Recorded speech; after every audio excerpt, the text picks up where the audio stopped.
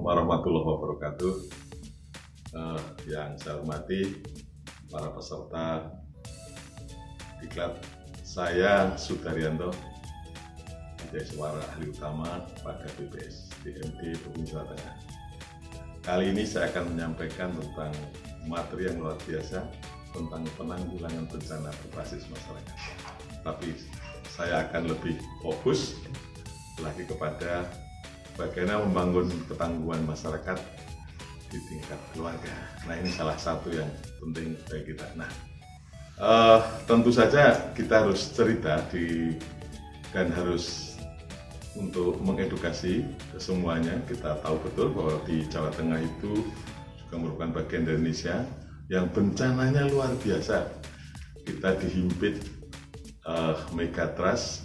Jadi yang pertama Indo-Australia, yang kedua Pasifik, dan Eropa.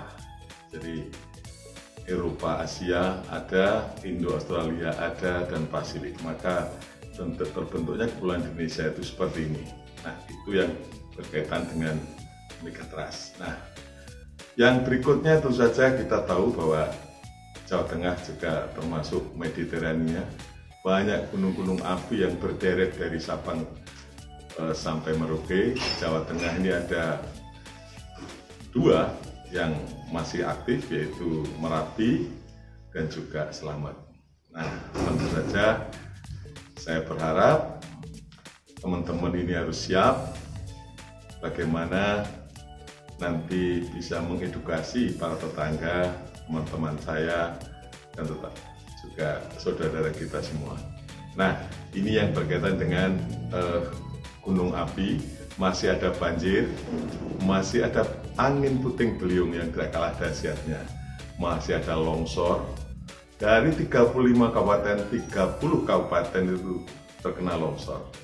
Kalau banjir hampir seluruhnya terkena. Nah, tentu saja saya berharap semuanya harus siap siaga. Nah, saya ingin menyampaikan bahwa kita kenapa harus siap keluarga, karena dengan keluarga ini tentu saja mereka akan tahu kira-kira apa yang harus dilakukan.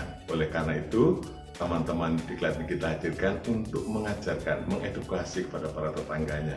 Nah, sekarang bagaimana ketika sebelum dari bencana, bagaimana ketika terjadinya, dan bagaimana ketika pelaksanaan bencana. Ketika sebelum bencana namanya mitigasi. Nah, mitigasi itu perlu diedukasi. Kita sudah bentuk desa tangguh bencana, tapi belum seluruhnya memang. Tetapi ini model awal yang baik. Nah, bagaimana masyarakat dilatih untuk mandiri, merencanakan mana-mana jenis apa saja yang ada bencana di kampungnya. Kemudian mana-mana daerah yang aman. Kemudian di mana-mana nanti kita jalur evakuasinya, di mana kita yang titik kumpulnya, di mana kita membuat dapur umum. Nah, itu yang harus kita ajarkan. Nah, dibentuk tim di sana sehingga dialah menjadi motor penggerak di desa supaya mereka benar-benar siap. Nah, ini yang kaitannya dengan edukasi, dengan pada saat mitigasi bencana. Kemudian mitigasi bencana yang lain dari sisi pemerintah sudah memasang EWS, Early Warning System, terutama untuk daerah-daerah yang longsor. Begitu bunyi, begitu hujan 2 jam berturut, maka masyarakat itu harus meninggalkan tempat ke tempat yang disepakati aman.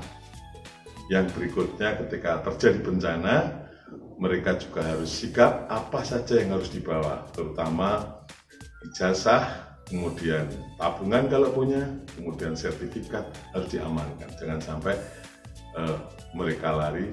Dan yang paling utama, dahulukan manula, dahulukan saudara kita yang disabel, kemudian wanita, anak-anak, dan yang laki-laki kemudian baru kemudian. Nah, berikutnya tentu saja saya ingin sampaikan ketika pasca bencana. Nah, pasca bencana ini tentu saja adanya rehabilitasi dan rekonstruksi.